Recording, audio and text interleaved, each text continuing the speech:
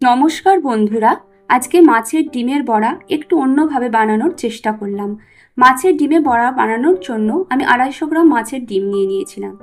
এর মধ্যে একটা গোটা আমের 4 ভাগের 1 ভাগ আমের টুকরো ভালো করে গ্রেট করে নিয়ে দুটো গোটা পেঁয়াজ ছোট ছোট টুকরো করে কেটে ওই ডিমটার সাথে মিশিয়ে দিয়েছিলাম।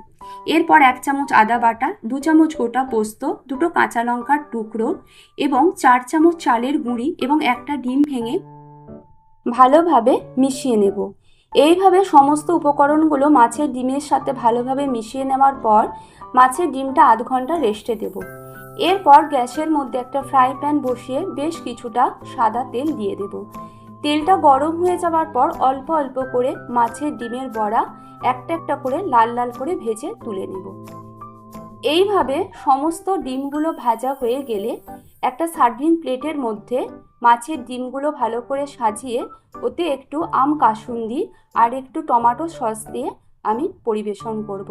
তৈরি হয়ে গেল মাছের ডিমের বড়া।